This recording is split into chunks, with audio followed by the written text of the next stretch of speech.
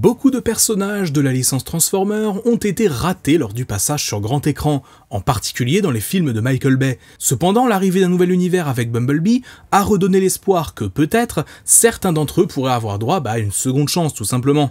Et bien aujourd'hui, on va parler d'un personnage qui a eu droit à cette seconde chance et qui a été raté une seconde fois.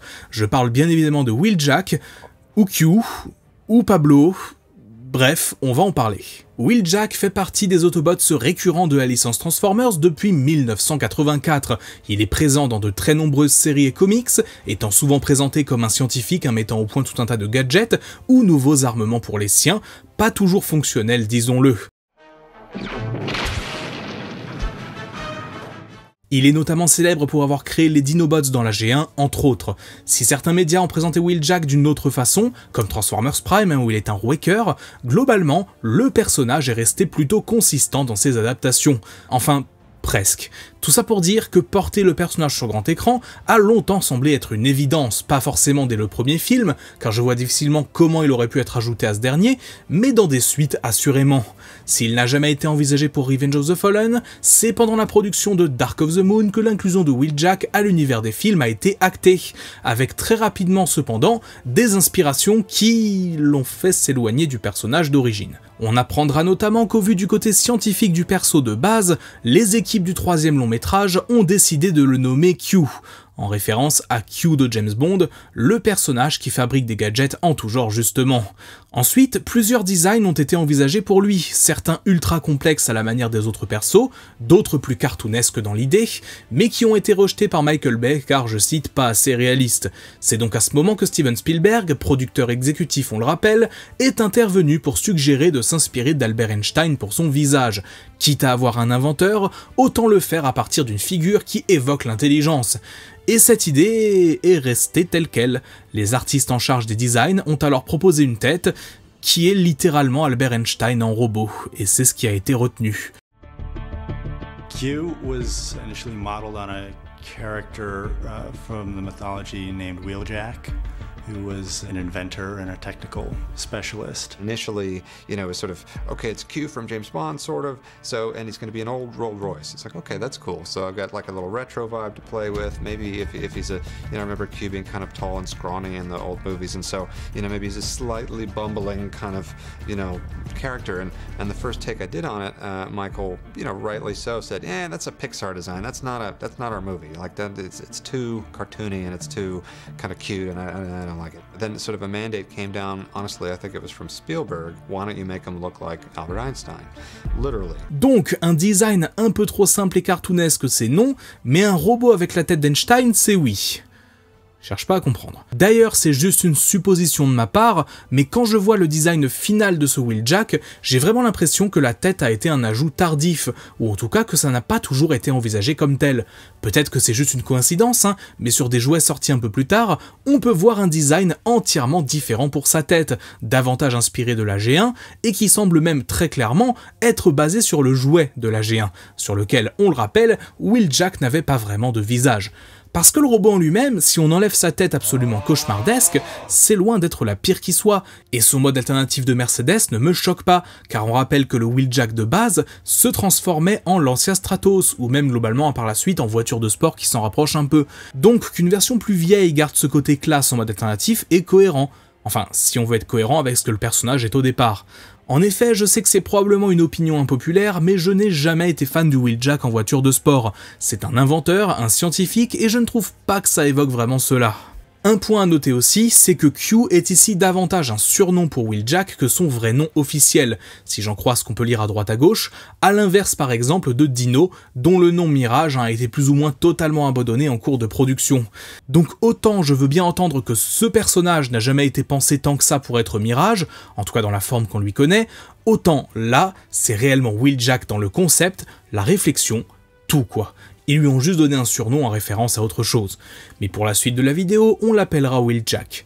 Dans le film en lui-même, le personnage est malheureusement sous-exploité, mais c'est limite comme dire que l'eau s'amouille, car entre lui, Dino, Sideswipe, Ratchet et j'en passe, Dark of the Moon c'est le festival de la sous-exploitation malheureusement, même si ça reste mon deuxième film préféré du Bayverse derrière le premier.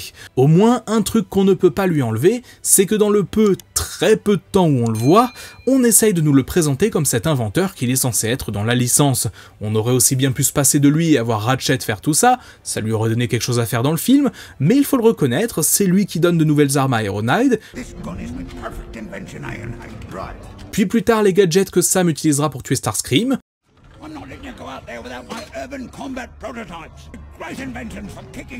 donc ouais, techniquement, il a eu une petite utilité avant d'être brutalement exécuté par les Decepticons. J'ai beau faire partie des énormes détracteurs du personnage, notamment du point de vue de l'apparence, surtout de cette philosophie à la con qui consiste à avoir un robot Einstein, mais il faut reconnaître que ce n'est pas le pire cybertronien qui soit dans le Bayverse pour ce qui est du rôle, et j'ai même envie de dire qu'il passe finalement un peu sous le radar quand on sait qu'il apparaît dans le même film que les Ondes Cosmiques que sont Shockwave et dans une moindre mesure Soundwave côté des Decepticons.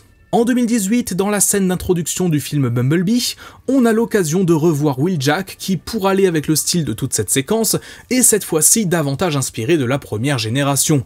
On reconnaît parfaitement ses sortes d'oreilles sur les côtés, son masque de combat, bref, c'était un bel hommage à la version d'origine du perso. A noter d'ailleurs que, comme pour beaucoup de personnages de la scène d'intro, ayant été rajouté assez tardivement, le modèle 3D de Wheeljack n'avait pas été pensé pour réellement être transformable. Il a 2-3 pièces par-ci par-là, mais c'est tout. Son véhicule sera inventé rétroactivement lors de la création de la figurine Studio Series de ce dernier.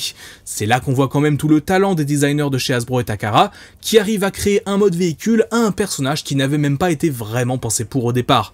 Bon, vous me direz, ils ont aussi réussi à faire un Galvatron Age of Extinction, donc à partir de là, tout est possible. Bref, cette toute petite apparition de Wheeljack en 2018, suivie de l'annonce d'une suite à Bumblebee, laisse à espérer beaucoup de fans qu'il serait de retour dans un futur long métrage, et laisse à espérer donc une bien meilleure représentation pour lui. Lors de l'annonce de Transformers Rise of the Beast en 2021, plusieurs Autobots ont été annoncés.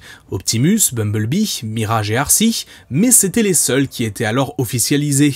Quelques semaines plus tard, pendant le tournage, notamment dans la ville de Cusco au Pérou, un mystérieux van Volkswagen fut aperçu à de nombreuses reprises, faisant visiblement partie des véhicules filmés et étant potentiellement un Transformers. Au fil du tournage, les fans sur place sont directement allés se renseigner et ont obtenu l'information que tout le monde attendait alors, l'identité de ce fameux van qui allait donc être notre bon vieux Wheeljack. C'est d'ailleurs à cette occasion aussi que l'on a appris l'identité de Battletrap qui jusqu'alors n'avait pas non plus été officialisée dans le film, on voyait juste son véhicule sur le tournage. Si vous retournez sur mes vidéos de l'époque vers la fin 2021, vous remarquerez mon enthousiasme pour cette toute nouvelle forme véhicule du perso. Là où un petit van, je ne dis pas que c'est parfait, mais c'est en tout cas l'opportunité de proposer quelque chose de différent. N'oublions pas d'ailleurs que sur Cybertron, dans le tout premier épisode de la série G1, son mode véhicule était tout sauf proche d'un véhicule rapide et sportif. Je pensais que cette forme allait être une évolution de ce qu'on avait connu dans Bumblebee, un peu à l'image d'Optimus Prime ou Arcee finalement, une évolution esthétique mais qui gardait les codes du personnage d'origine. Pendant un peu plus d'1 an, c'est ce que j'ai pensé et imaginé, et j'avais super hâte de découvrir l'apparence de Wheeljack, pour finalement voir apparaître... Pablo. Bon, on reviendra sur le fameux mème de Pablo juste après, mais déjà, je tiens à rappeler la douche froide qu'on s'est pris lorsque le visage de Wheeljack a été aperçu via un jouet fin 2022. Le premier trailer venait de sortir, la hype était à son maximum, et on voit apparaître... ça. Ouais, ça fait mal, et j'avais du mal à cacher ma déception sur le moment. J'avais l'impression de revenir à l'époque du Bayverse, avec un personnage iconique dont l'apparence a été complètement saccagée. Petit à petit, une fois la terreur de ce visage passée, j'ai voulu me poser un peu, même si ce n'était pas facile. Dans la communauté de fans, les réactions étaient majoritairement négatives, car même si on était beaucoup à trouver le design plutôt rigolo, voire même mignon, il était difficile d'y voir Wheeljack. Petit à petit, le surnom de Pablo lui a même été attribué, en référence à l'inscription visible sur le côté de son van, un surnom approuvé par l'interprète du personnage, Christo Fernandez, et le réalisateur Steven Caple. Ce dernier justement a confirmé en interview interview que les choix de design autour de Wheeljack avaient déjà été faits lors de son arrivée sur le projet, et qu'il considérait presque finalement que ce Wheeljack n'était pas le même Wheeljack que dans Bumblebee, qu'ils étaient presque deux individus différents. En soi, ça existe dans Transformers et Cybertroniens qui portent les mêmes noms, de la même façon que dans notre monde, il n'y a pas qu'un seul porteur de chaque prénom ou nom de famille. Mais bon, soyons honnêtes, c'est juste de la gymnastique mentale que l'on fait pour justifier un changement de design considéré comme pas ouf. Car en plus, dans le film en lui-même, là encore, Wheeljack, il ne fait pas grand-chose de mémorable. Il semble être un Autobot vivant depuis quelque temps au Pérou et s'étant acclimaté au pays et à sa culture, appréciant la nature et les insectes. C'est mignon et son introduction est franchement rigolote, mais au-delà de ça, son apport à l'intrigue est minime. On ne le voit jamais par exemple donner des gadgets à ses alliés, il ne sert à rien dans la bataille finale en dehors de faire acte de présence, et s'il est clairement plus présent à l'écran que Q dans Dark of the Moon, et que je le trouve plus sympathique en soi, ça n'en fait pas pour autant une bonne représentation du personnage. C'est vraiment ça le problème en fait, c'est son nom. S'il avait été un Autobot moins célèbre, moins défini clairement dans la licence, ça serait beaucoup mieux passé je pense, et son rôle minime dans le film ainsi que son design aurait été davantage accepté. D'ailleurs, pour ajouter au problème, on sait que plusieurs points de scénario entourant le personnage ont été supprimés. Déjà, son véhicule a été aperçu lors du tournage à New York, donc soit au départ il aurait dû faire partie des Autobots dès le début, soit on aurait dû le voir revenir aux États-Unis avec les siens suite à la bataille finale. Son van avait même été modifié en conséquence, avec le Pablo sur le côté remplacé par Frank, sans doute pour mieux correspondre aux USA et à la ville. On sait également que dans une version non finale de Rise of the Beast, Wheeljack aurait dû avoir une relation ambiguë, disons, avec Arcee. On aurait plus ou moins directement compris que les deux étaient en couple à une époque, et que retravailler ensemble équivalait un peu à réunir un couple divorcé. Sauf que ce point du film a visiblement été mal reçu lors des projections tests, et toute référence à cela a été supprimée, notamment car ça impliquait apparemment des blagues un peu vaseuses. On aurait été à l'époque du Bayverse, ça serait probablement resté, mais là, c'est pas le cas. Et vous comprenez du coup pourquoi Arcee et Wheeljack sont autant vus ensemble au Pérou, c'était pour faire le lien avec ce concept abandonné. Alors oui, de ce qu'on sait, ça aurait été très naze, mais peut-être qu'au moins, ça aurait donné un peu de dynamique entre lui et une autre Autobot. Après, honnêtement, c'est pas plus mal de ne pas avoir amené les relations entre Cybertroniens de la sorte, ça aurait été un coup à totalement cramer le concept aux yeux du grand public. Un autre point que je note aussi sur ce Wheeljack, c'est que j'ai un peu la sensation que c'est une version jeune du personnage. Aussi bien dans ses mimiques que dans son visage de nerd, j'ai presque l'impression de voir un ado, à l'inverse de sa version Dark of the Moon qui est clairement présenté comme un personnage âgé. Une partie de moi aimerait presque le voir revenir dans la suite de Rise of the Beast, avec des attributs physiques se rapprochant du Wheeljack traditionnel, presque comme s'il se rapprochait progressivement du design et de la personnalité qu'il est censé avoir. Au moins, il n'est pas mort dans la bataille finale, c'est déjà ça, et ça laisse la porte ouverte à l'avenir pour le voir revenir, même si j'ai un peu de doute sur les compétences du studio, à proposer un vrai arc de personnage pour lui malheureusement. Faudra voir. Avec le recul, je ne peux pas cacher que j'ai une certaine affection pour ce Wheeljack, ou Pablo comme on l'appelle. Il est mignon, a des petites mimiques et un bon design en soi, juste c'est dommage de l'avoir nommé ainsi. En 17 ans de films Transformers, Wheeljack, c'est 3 apparitions dont un caméo et 2 foirages complets ou partiels en fonction des appréciations de chacun. C'est l'un des rares personnages à avoir eu sa chance 2 fois et qui semble avoir été mal adapté 2 fois. Et c'est d'autant plus fou quand on sait que cet Autobot est sur le papier ultra bateau à porter à l'écran. Faire de lui un inventeur qui est partiellement comique, passe son temps dans ses recherches et crée des armes, avec un design à peu près respecté, ferait sans doute le job aux yeux du grand public. Mais non, à la place, on a eu Einstein en robot et Pablo. Pauvre Pablo.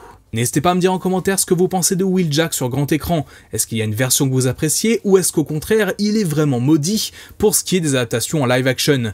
Dites-moi tout ça. Comme d'habitude, n'hésitez pas à lâcher un petit like, ça récompense le travail fourni.